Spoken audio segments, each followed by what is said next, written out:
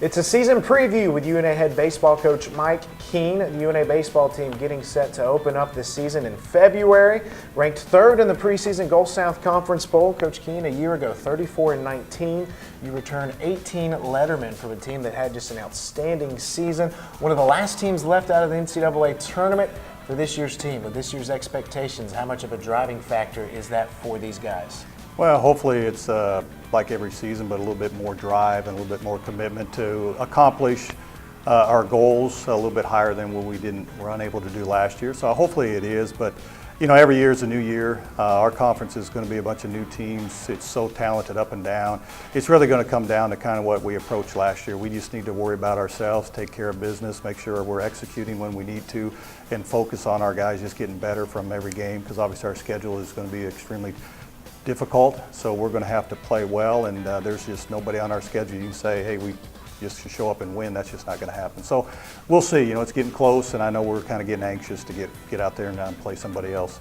Let's start with your position players, where you return 7 players from the infield and outfield. You have to replace right field and second base. I know you're probably going to mix some guys around, but Kyle Hubbock's back.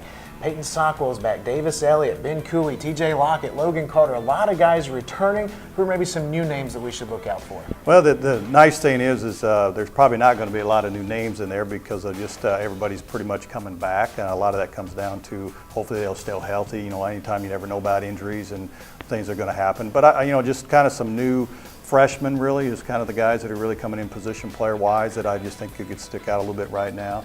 Obviously, Kevin Branning is transferred. It was actually IMG Academy. Was at a semester at Arizona. Had a really good fall, and you know, as typical as a freshman, he's had some up and downs, but very good defensive player. Another one that's really, as a true freshman, that's really come on and done extremely well is Reed Holman, and you know, he's just been a guy that's played second, played third in high school, very versatile, but you know, he's just kind of steadily been plugging away. But the difficulty is when you got the talented outfielders you have getting into the lineup, and obviously the infield, there's a lot of depth, a lot of experience in there. But I know those guys are pushing those other guys, and you know, and especially with some other guys coming back along with Kaiser and Mathis, who are both very talented. So, you know, it's going to be maybe a nice choice to try to figure out who's going to be in the lineup, but we just got to make sure everybody stays with the team and try to keep everybody as happy as we can, because we can only play 9. Starting pitching-wise, you returned 7 pitchers that accounted for 23 of the 34 wins from a year ago. Tyler Joyner's back, Gulf South Conference Pitcher of the Year. All reports indicate he's had a great fall into spring now, getting set for this season. Lane Wallace returns. He started some games for you. Shane Priest, he started some games. Outside of Joyner, what do you expect the rotation to look like? Well, I think right now Coach Hancock's obviously working with the pitchers. I think, you know, it's just starting, getting a plan ready to go as we get close. You know, obviously Tyler would be back as number 1, Lane back as number 2, and then Shane Priest has kind of moved into that number 3 spot. Depending on where we're going to go, Shane might throw the second game, but that's kind of how we work it out. So those 3 will be probably our weekend guys right now. And then obviously Channing Wall back to kind of solidify the back end of the bullpen. He's going to be our closer again. And then the rest of that is kind of trying to figure out exactly, you know, who's going to take on kind of that 4th spot, mix in the bullpen, you know, kind of the middle guys, what challenging that was. Some returner guys that get in mix, some freshmen and some junior college transfers are all going to be kind of in the mix. And I think that's what in the next couple weeks is when we'll kind of try to get closer. But I don't think that's going to be really resolved until probably after the first couple weekends when we play the season and get in there with the real competition to see how they handle the pressure. The season will open February 2nd. You guys will head out to California to take on Point Loma. And Coach, you and I were talking earlier.